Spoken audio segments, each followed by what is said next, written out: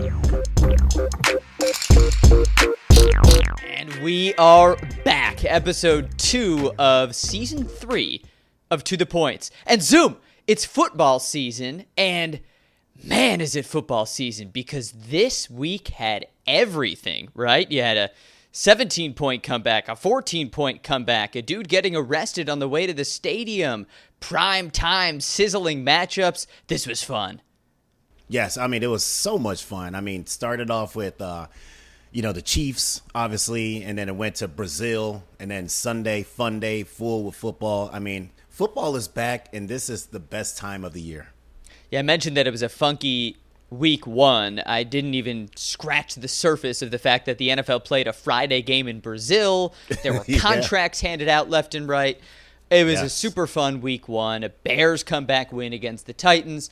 But let's turn the page because we got to get to the dang points. That's right. And it's Thursday, so we got a game night tonight.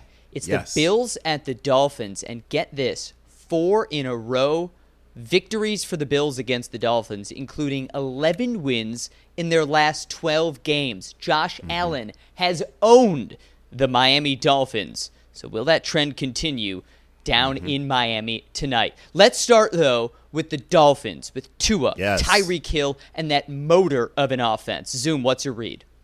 I mean, the Dolphins are high-powered. I think it's the first week, and I think after the first week, they're number 1 in passing. So, obviously, they're going to light up the scoreboard. Tyreek Hill, I think he scored an 80-yard touchdown. And then the celebration with the handcuffs, that was very interesting. But, nevertheless, he got into the end zone. But credit to Mike Daniel. He knows how to be creative and get the ball to his most explosive players with Tyreek Hill. Tua, all he has to do is just protect the ball, which he did a pretty good job of last week. But protect the ball and then just get the ball to Tyreek. And the things that McDaniel does, is he finds ways to get people like Tyreek Hill in space, finds them to get clean releases. And once he does that, Tyreek Hill is one of the fastest wide receivers that we've ever seen in the National Football League. And once he gets the ball, he is absolutely electric. And then also with Achane. So he carried the ball only 10 times. He had 24 yards. He got a little bit hurt, but he was effective in the pass game. 7 catches for 76 yards. So it was a good balance between on the ground and through the air. And I think that will continue over with this game on Thursday Night Football. When I see a running back with 7 catches for 76 yards, like that's eye-popping. That tells me it was a part of McDaniel's game plan to work Achane into the passing game. Right. And all those yards added up. 130 for Reek, 109 for Waddle, 76 for Achane. So all in all, Tua had 338 passing yards, one of just 2 quarterbacks in the first week of the NFL with 300 yards. It was just him and Stafford. Not much action through the air, but Tua had it going. Yeah, absolutely amazing what Tua was able to do. And I think for this game, they're going to try to bring more of a balanced approach, a little more run-oriented instead of just passing all over the place. And if they keep that balance, and they'll be able to knock this Bills defense off of balance as well, because they won't be able to pin their ears back and just come after Tua. They have to respect that run. The Bills are going to be a little short-handed as well. They're missing Teron Johnson, nickel cornerback, who's out with injury. Hey, let's get to the Bills' offense, because it was a rough start, but a hot finish. It was definitely rough. They were down 17-3 at home against Arizona, last-place team from last season. Josh Allen, though, he led this comeback, 18 of 23, 232 yards, 2 touchdowns through the air, 2 touchdowns on the ground, and the Bills won by 6. So what do you look for from the Bills' offense in Miami? I think they continue to roll. I think Josh Allen is pretty damn good. Unfortunately, he has a lot of turnovers. I think he had a forced fumble that they lost in the game last week. And he has 76 turnovers dating back to the start of the 2020 season. So that is a lot. He has the most in the NFL from that point. So he has to protect the ball, but he is pretty damn good. He's good through the air, and he's able to find his wide receivers by committee, because there's a bunch of them that he's throwing the ball to. I want to say he threw the ball to 9 different wide receivers. And then he was able to run, and that's where he's really effective. Josh is not just going to stay in that pocket and just throw the ball in the pocket. He's going to move, and if he has a chance to run down the football field, he will do it. And he is a big body that is able to run. I think he scored 2 touchdowns last week on the ground as well. So I think a lot more of that is going to be coming. I like the fact that they're going to try to stay balanced with run and pass. Here's my guy. This is the matchup that I'm waiting to see. It's Dalton Kincaid. I think that he is going to go off this game. He didn't really go off the last game, but this game is kind of geared up for him to be excellent. And I think that Josh Allen is going to find ways to get him the ball creatively. Yeah, only 1 catch for 11 yards last week, but a Miami secondary that can be susceptible against tight ends. So we'll look for Dalton Kincaid in that Bills offense that's still kind of figuring out life after Stephon Diggs. What does it look like? Well, they're 1-0. The Dolphins are 1-0. We know the history. Bills have won the last 4. So Zoom, let's get to the points. Let's make some picks. Miami's favored at home by 2.5. Over under, pretty chunky. It's 48.5. Let's hear the pick. Well, Buffalo is going down there to sunny Miami. And I actually like them winning this game, 27-23 and covering the spread. I also like Dalton Kincaid a lot to have an extremely solid game. I have him over 3.5 receptions. And I also like Josh Allen on the ground to rush for over 36.5 rushing yards. It's going to be hot and humid. 83 degrees, 81% humidity at kickoff down in Miami. Ooh, that's tough. But yes, I agree. Offense is going to be flying, so I'll also hit the over. Although I'm picking Miami to win this one. 31-27. Give me the Dolphins. They just have too many weapons. I look at this Bills offense. I just don't see the weapons. Dalton Kincaid? I mean, come on, really? Yeah, we're going to come alive. We're going to go Dalton Kincaid when on the flip side I see Tyreek Hill, Jalen Waddle. We know what Achane can do, and that just scratches the surface of this phenomenal Miami offense. Tua is a perfect puppet master with McDaniels calling the shots. I'll go Miami to score 30+, take down Buffalo by 4, cover the spread, and go to 2-0 at home in humid South Beach. Nice. I'd assume we disagree. I don't like when I disagree with you because I really like you and you're a friend of mine, but we disagree. Let's see if we agree on the next one. We're going to bring on a very special guest in our next segment, breaking down the Bears and the Texans. And now time for the main event. Sunday Night Football, the Bears' first road test of the season. They will head to Houston to take on C.J. Stroud and the Texans. And Zoom, to help us break it down, we have an old friend of the show. One of my really good friends, Mr. Spice Anthony Adams. What up? Thanks for coming through, Spice. Really appreciate it. Anything for you, Zoom. Anything for you, Zoom. You know you're my guy. Okay, so guys, let's get right to the points here. The Bears and the Texans in certainly the Bears' biggest test of the season after no offensive touchdowns last week, a 17-point comeback that set a lot of history, which we'll get to later. We'll start with our special guest, Spice Adams. Give me your 360 read on this. We just got to get to C.J. Stroud. I mean, you know, I'm a defensive tackle, so everything that I'm saying is going to be stop the run, stop the pass, and everything is rush and cover.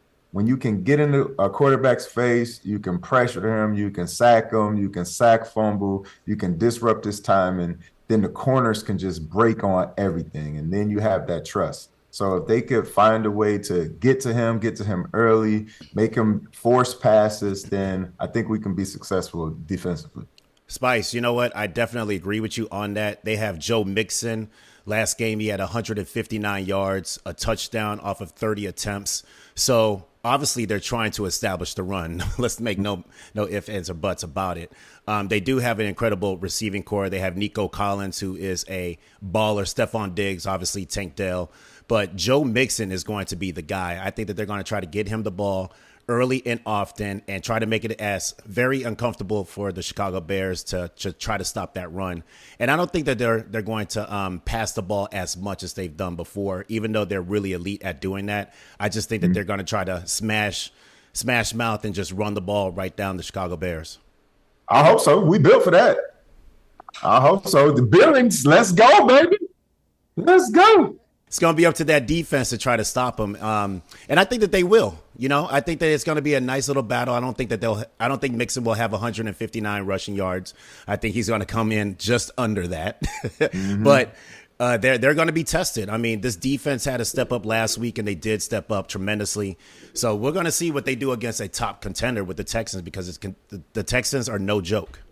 But Zoom, I know how you roll, though, Zoom. Do you have Joe Mixon on your fantasy league? I do not. And this is the first year that I'm playing. This is the first year I'm playing fantasy football in about 8 years. Really? Yes, but I do not have Joe Mixon. You got real into it on the alumni fantasy league. You got real into it. You're right. You're definitely right. Zoom, who was the first round draft pick? My first round draft pick was Saquon Barkley. That's a good week one. Good vibes. Zoom always knows very strong week. Very strong week. About 33 fantasy points. Jeez. So I did well. Yeah, well, Mixon racked it up to 30 carries last week. That was a career high. Bears defense did give up almost 5.5 yards a carry to the Titans. So, Spice, we're looking interior D-line. We know they're going to feed Mixon early on. Who are you looking at for the Bears? I'm looking at Billings all day, because, I mean, we're similar. We're short, stocky guys, strong, and, you just got to play sideline to sideline with no seatbelt, no regards for your body. Get in there, take on them double teams, let our linebackers run, and, stop that run. It's so simple yet so hard to do.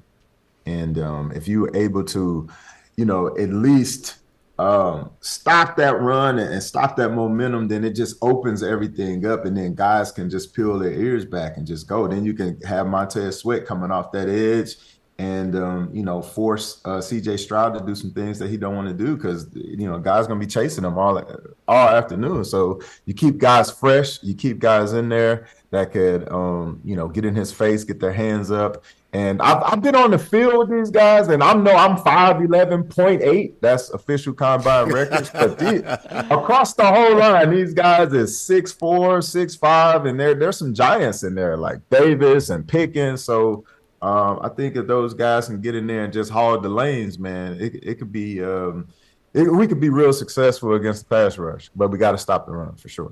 Absolutely, stopping the run is definitely up there. Yeah, Bears picked off Will Levis twice last week. Do you guys know how many career interceptions Stroud has thrown? No, I'm pretty sure it's going to be something that's going to be mind-boggling. Like, what? Let's hear it. Let's hear the best guess. I'd say 8. Zoom says 8. Spice? I'm going double digit. I'll go 10. Dude, it's 5. Dang. 5 for a rookie. He didn't throw any last week. So we know the Bears were feasting on turnovers. That's what ignited the comeback last week. I don't know if that's going to come so easily against Stroud. Well, hopefully this will be his breakout game as far as interceptions. Oh, yeah, we definitely need that. Yeah. We need 5 in one game. We need 5 in one game. Why the hell not? Hey, let's flip it to the offense for a sec.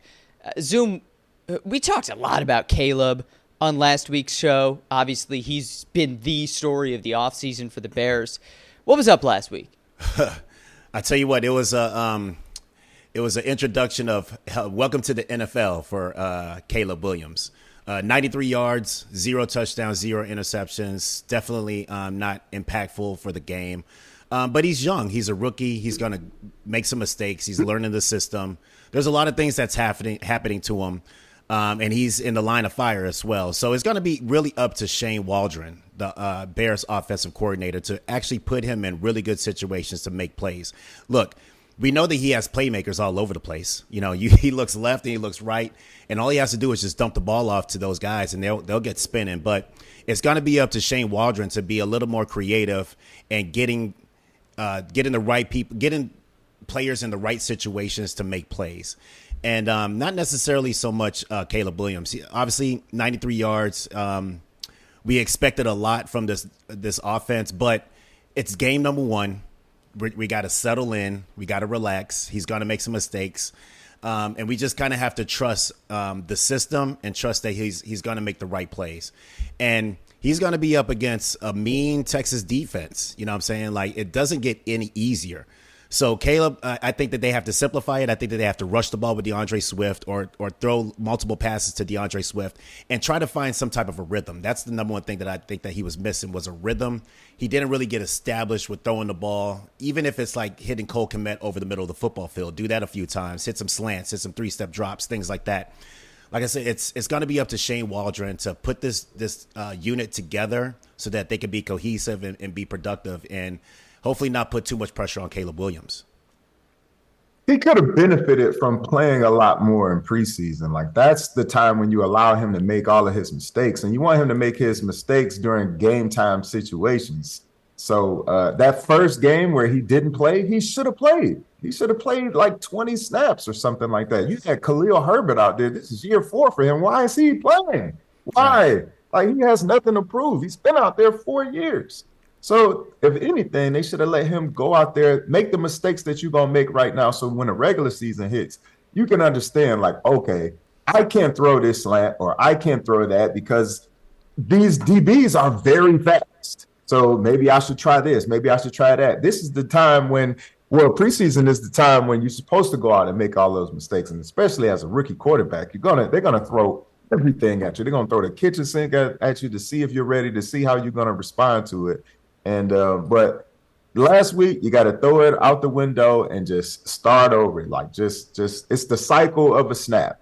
That was a bad snap. Okay, get it out your head. Let's go to the next one. So he has to improve on what he did last week. And, you got a lot of vets that can help him with that. So I'm excited to see how he's going to bounce back.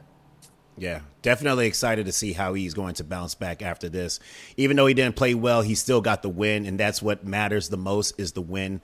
Obviously, we're not worried about the defense for the Chicago Bears. We're definitely not worried about the special teams. I mean, they came alive, with the block punt, pinning the other team down into their territory. So they were doing extremely well. They were doing their job. But now it's time for the offense. And we've been waiting for this for a long time, for the offense to get going.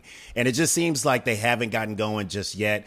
It's too many east and west throws, too many for my liking. I'd like to see more down the football field. I want him looking down the football field. I do not want him looking at sideline to sideline.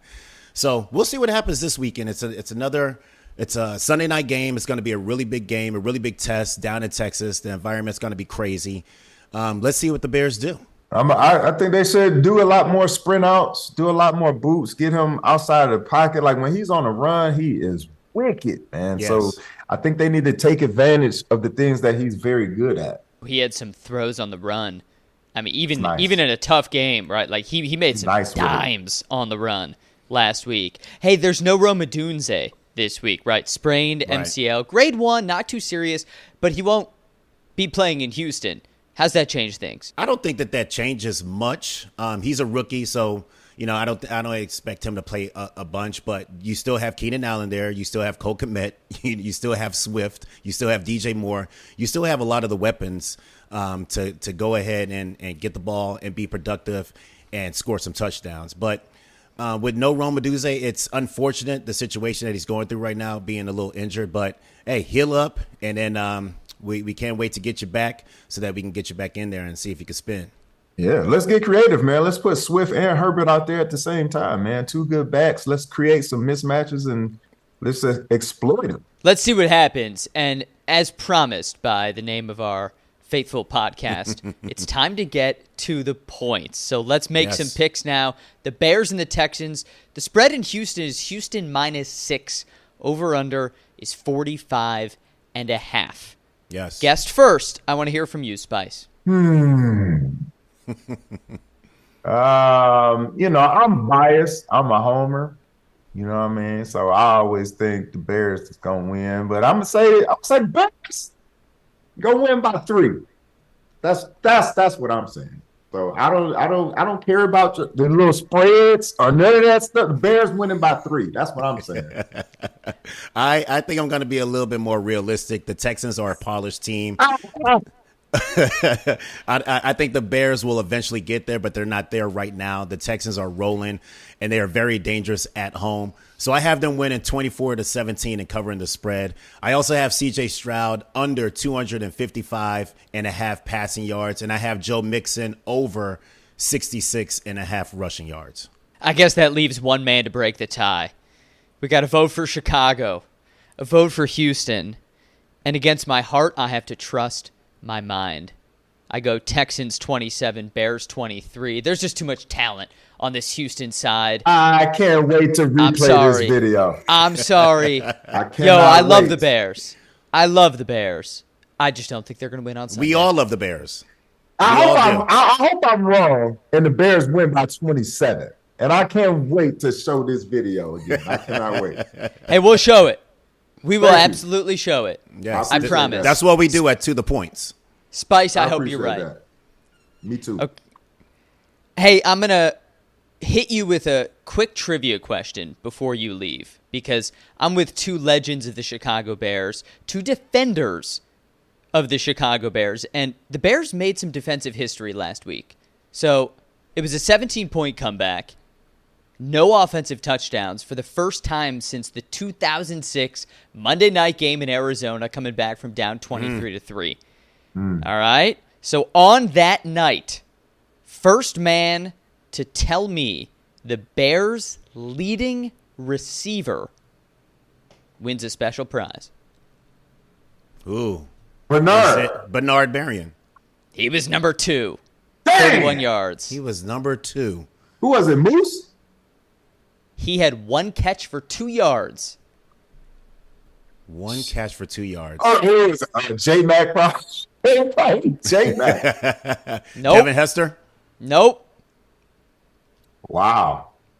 This is mind-boggling. Des Clark? Desmond Clark. 4 Des catches, Clark. 61 yards. Dang. Des Clark. That's crazy, man. Yeah, went That's Clark, a crazy stat. Bernard Berrien 2, then you got Sheed, Thomas Jones. Dang. That's crazy, dog. Incredible.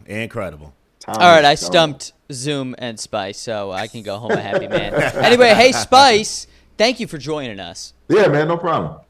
Thank you, Spice. Really appreciate it. Yes, sir. No problem, man. Love y'all. And we will see you again on To The Points. Let's get it.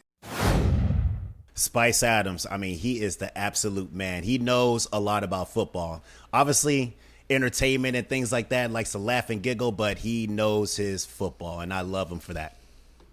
Spice is awesome. I also love the nickname Spice. I put extra sriracha on my chicken an hour ago because I knew we were talking to him today. So thank you to Spice Adams for joining. Thank you to you, Zoom, for being awesome. And thank you to you, the listener, for joining us on this episode of To The Points. Zoom will be back for a Monday night breakdown after the weekend. But for now, we will bid you adieu and talk to you later. Peace.